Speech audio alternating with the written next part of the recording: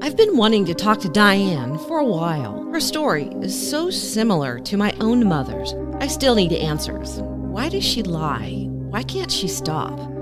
When I first reached out to Diane for an interview, she wasn't ready. Just getting through the day was tough.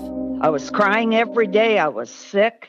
I had a feeling that it was too good to be true. The heartache was too much for Diane.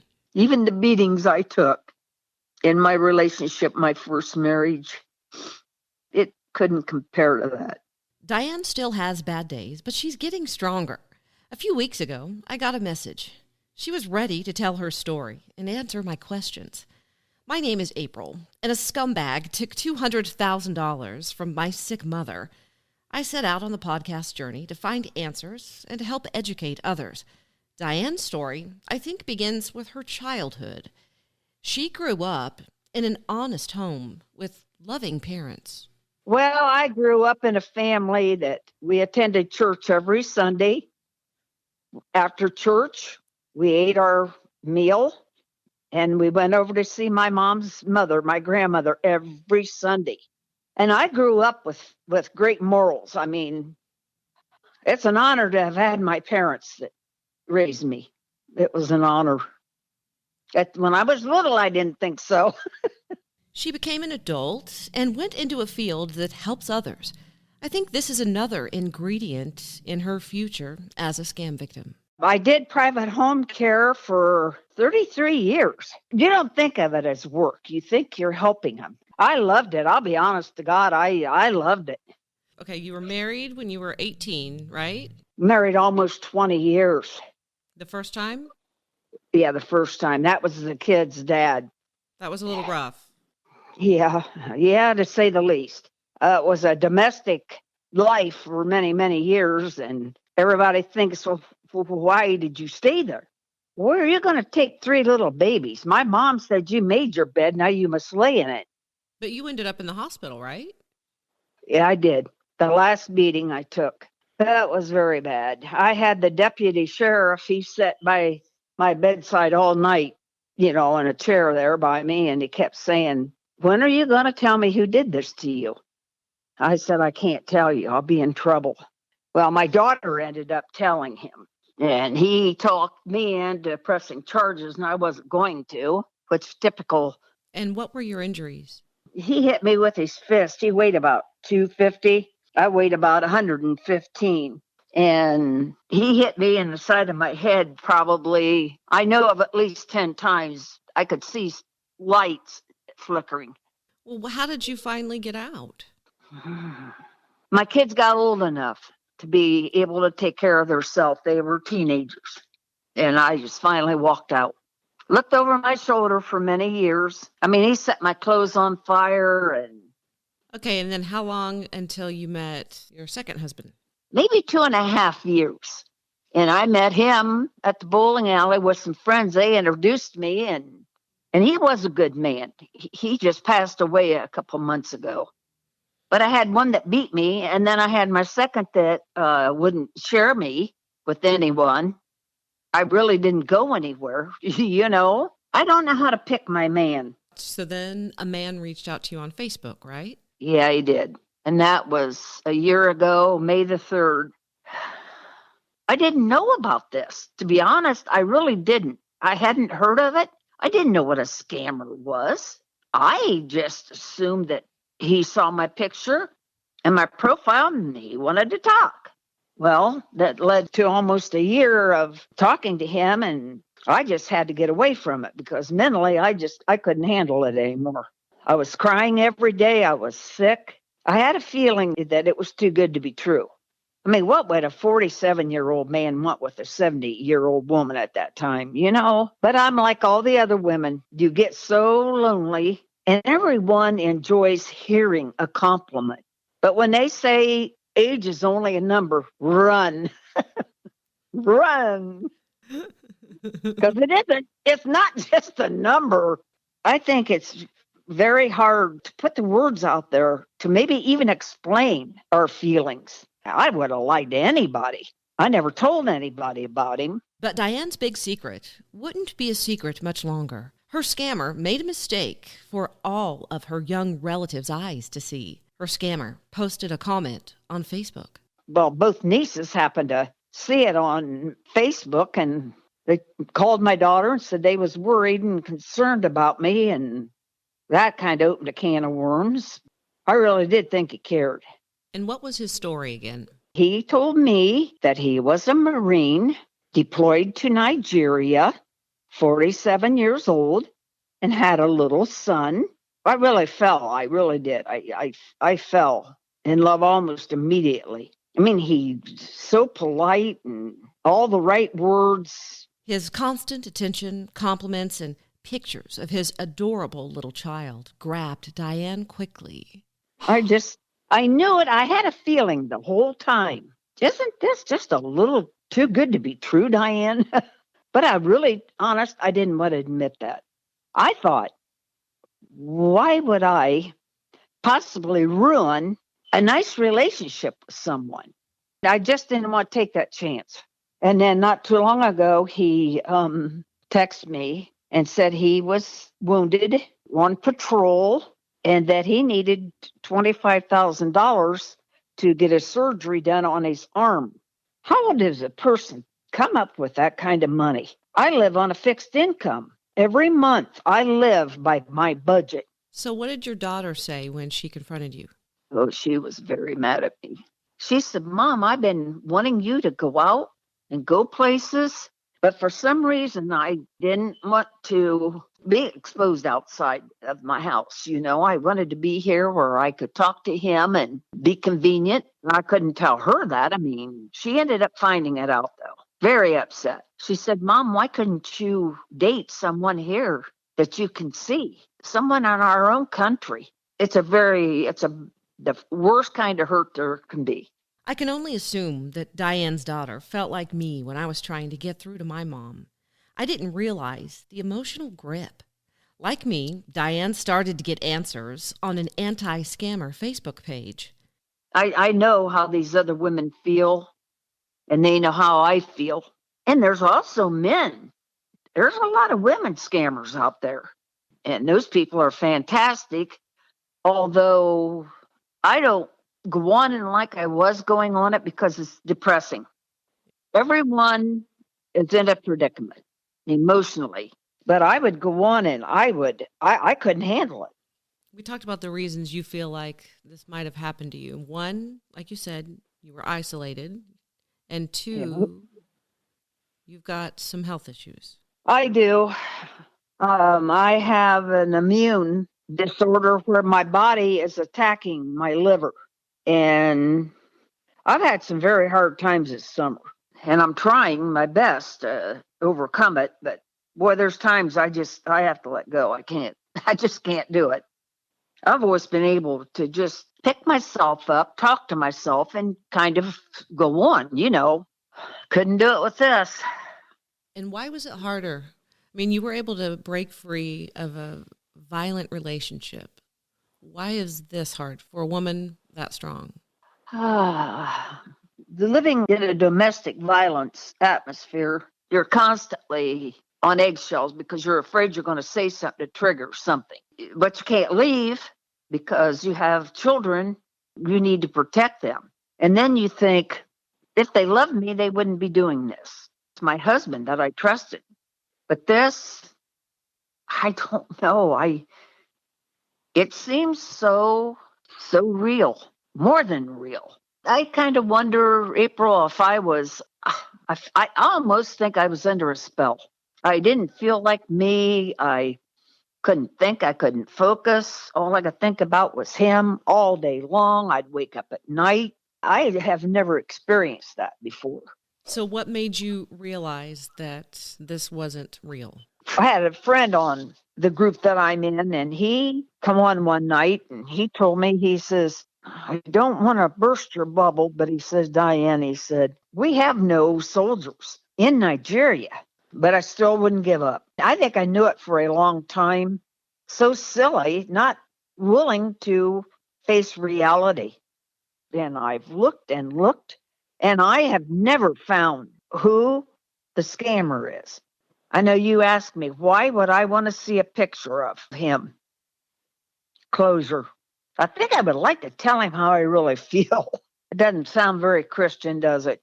I think you deserve that, at the very least. You know, scammers listen to this podcast. So here you go, scammers who are listening. You're about to get an earful. How can anyone? I was raised. I knew better than to lie. My mom always said, if you lie to me, you'll steal from me. How can these scammers scam someone, lie to them, steal their money, and not care a thing about them? Don't they have a heart?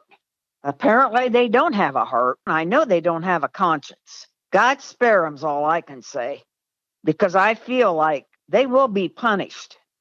Scam victims are watching very closely with what's happening with the scamming world and the lack of response from the government.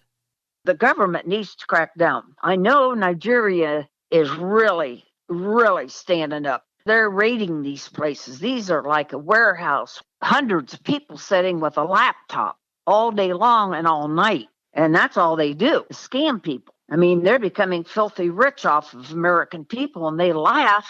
They think Americans are stupid. I can't say I'm stupid, but I sure as the world I didn't realize I could do something like that I could fall for something so wrong. You did eventually admit who you were talking to your daughter, and how's that going now? Real well. She called me tonight. I don't know. I feel weak. It's not easy. And I know I've read that there was one lady who took her own life over this. Did you ever think about taking your own life? Did it ever get to that point for you? Yeah, it did. But I have 2 little great-grandchildren who love me to death. And I love them. They're 2 of the cutest little things. And I made up my mind, nobody is worth dying over. Nobody. And I just keep telling myself, I'm not doing it. But I need to be strong. I need to play with these little kids. I'm trying to teach them. I don't know how many years I have left or whatever I have. I'm not going to give myself up for somebody that's a liar. But I have thought of it. I just thought it might be the solution, an easy way out. Because you were hurting so bad emotionally. It hurt really, really bad. Real bad. The worst kind of hurt I've ever experienced. Even the beatings I took in my relationship, my first marriage, it couldn't compare to that. I think it was just because it was so emotionally draining. When somebody beats somebody, that heals up in time. I think when it's an emotional, it's different. I think because it's so inside of you, you trust it in. And more or less, they steal you. I think they take your well-being. They take everything. Block them. If you don't know them, first of all, don't befriend them. They'll tell you anything. Block them. Report them. I know people don't think that really means a lot, but I'm sincere. It does. It gives their government something to go by. So what was the last thing you said to him? You remember how you shut it down? Did you tell him you knew he wasn't real? I did. I want somebody. I want to go and I want to meet someone face to face, to be able to go out and have a nice meal or go to a movie, be able to see them. You and I, we've been talking on Facebook for months, and the last time we talked, you kind of went into a little bit. We talked about my mom and how she wasn't honest with me, and you kind of went into that a little bit. Describe that for people. I absolutely did not want my family to know that I was talking to someone in love with someone that I have never seen. I was embarrassed. I'd lie. I'd tell anybody anything just to, not to have to admit to anything. I didn't want to admit that I was being used. They prey on people like me, older person, divorced, lonely. And like you pointed out the other day, too, you said you were thinking, well, I'm not hurting anybody. I felt as though I'm an adult. I don't have to tell my kids what I'm doing. It's my business.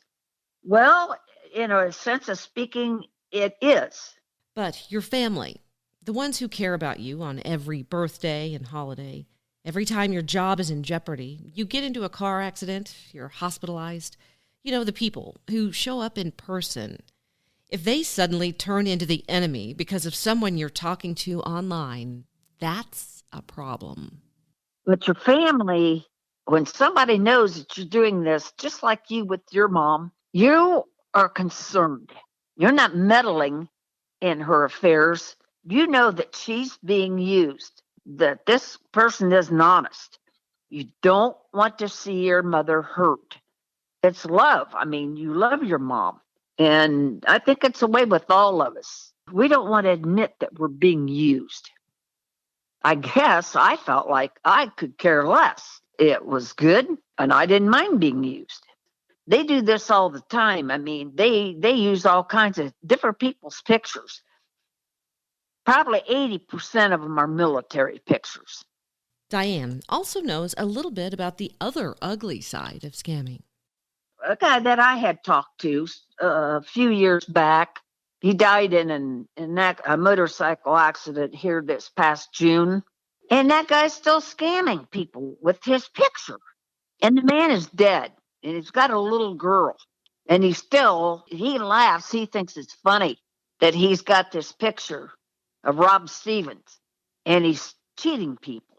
There was another clue, a theme I'm finding common among the scam victims I speak to here on the podcast.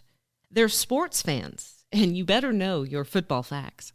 Didn't you ask him about a football player? I love New England Patriots. They played last night, and we kicked butt. Super good game. I like Tom Brady. Fantastic. And I mentioned to my scammer, do you ever watch NFL, any football? What do you do? Have any sports? Oh, he says, I never get time to do anything. I'm always gone from home. I'm in another country. I'm stationed somewhere. And I said, have you ever heard of a quarterback and his name is Tom Brady? No. And I right now text back and said, then you are not an American. Everybody knows Tom Brady. Diane gave me a lot of insight into what's going on inside my mother's mind. I hope she helped you too. Here's what I run into all the time when people find out my mom is being scammed. I get the list of things I should do or say that could remedy the problem. People just don't understand. None of those suggestions work. I've tried. I don't even like talking about it now, even with people inside my circle. Some react by calling her names. That's my mom. So rude.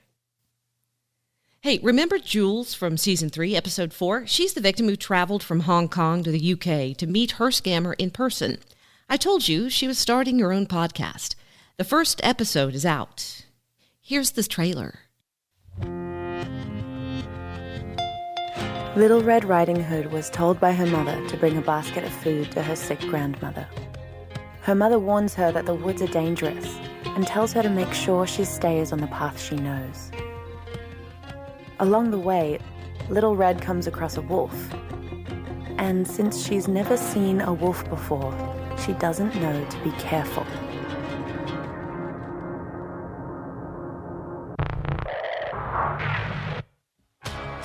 Fool Me Twice follows the story of my mother, Jules Hannaford, in her attempts to find love online. I'm Zara Hannaford, and in this series, I'm trying to understand romance scams, why people fall for them, and how they work. Fool me once, shame on you. Fool me twice, shame on me. My mother was successful and happy in her life and her job, but was still lonely. After being single for more than a decade, she turned to online dating as a last resort. At first, it seemed she was consistently meeting men who were not good enough. One after the other, they seemed to only want her for her money, and she was beginning to lose hope. Finally, she met a man who had his life together. Truman was a project manager at a construction firm and seemed as excited as Jules was about the possibility of building a life with someone special. She traveled across the world to meet him, and as soon as she landed, the fairy tale began to unravel. All was not as it seemed. Everything inside me was screaming I had to get out now.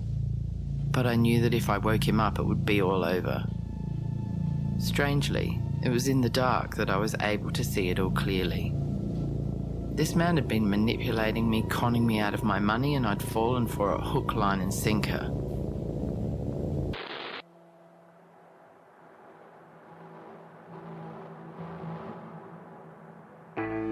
This podcast is an exploration of the ugly side of online dating.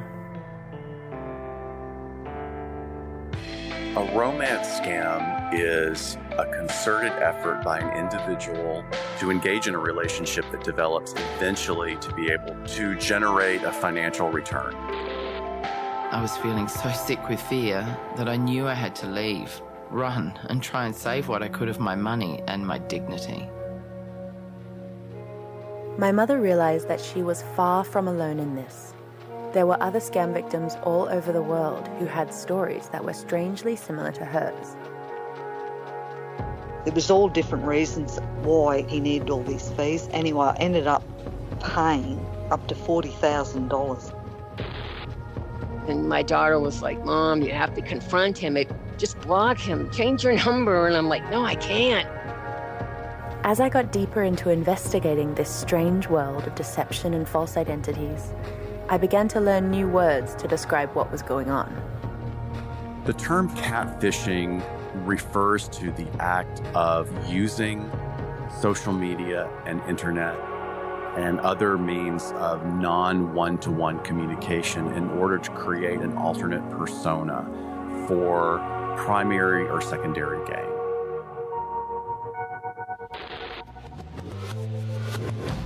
Brian Denny is a retired military officer whose name and image have been used hundreds of times in fake profiles. So it was chilling. The first time I did a search on Facebook of just my name and saw double digits of accounts with my pictures. And, incredibly, Jules was able to find and interview a real scammer from Ghana. She asks him whether he ever develops feelings for his victims.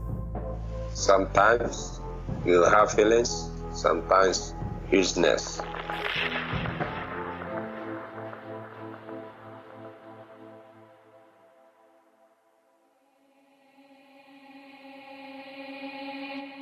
Beware, my friend, trouble roads are to come.